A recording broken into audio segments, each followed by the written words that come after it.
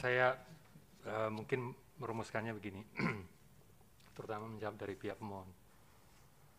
Ada dua hal di sini, ada perbincangan mengenai properti, ada perbincangan mengenai warga negara, perlindungan warga negara, dan di mana persilangannya. Mungkin saya memposisikan demikian.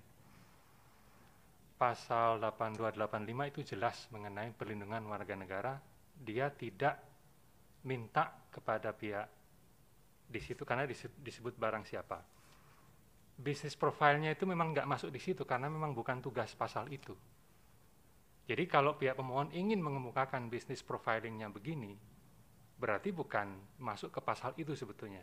Jadi dari Mbak Afi sebelumnya sudah mengemukakan bahwa industri migran ini kan semakin meluas dan bukan hanya opak ya, jadi bisa multi transaksi, dan negara sendiri masih berusaha mengejar ketertinggalannya untuk menentukan sebetulnya tanggung jawab negara itu ada di mana.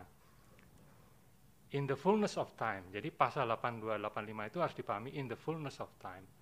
Jadi kalau diwujudkan secara penuh, baru dia mencapai tujuannya.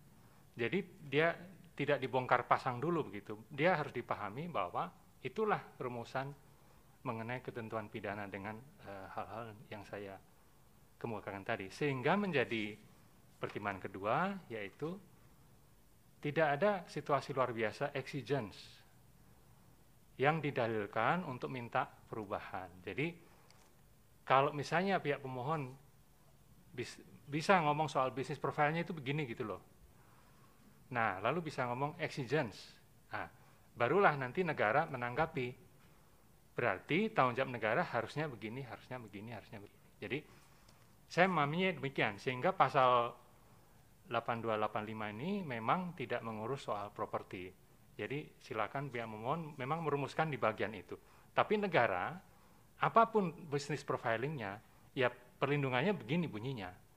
Yang memang harus sampai pada ketentuan pidana, dan itu bukan hanya pihak Indonesia, tapi non-Indonesia. Ini bukan hanya negara Indonesia yang melakukan demikian, sudah banyak negara melakukan demikian tentu saja. Naik turun ya, tidak selalu stabil.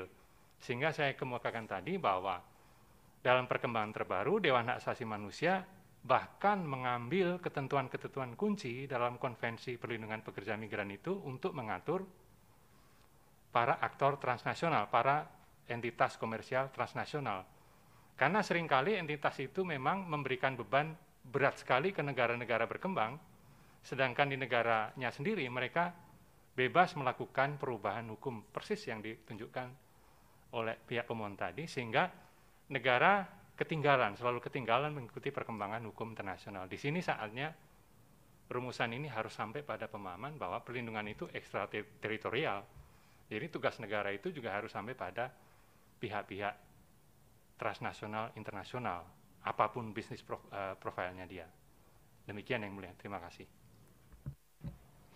Baik, terima kasih.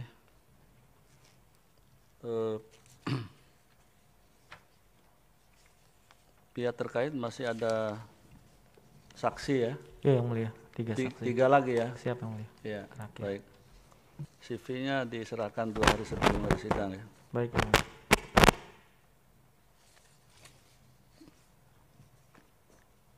Oleh karena itu sidang ini ditunda hari Rabu 16 September 2020 pukul 11.00 WIB dengan agenda mendengar keterangan saksi pihak terkait SBMI. Gitu ya.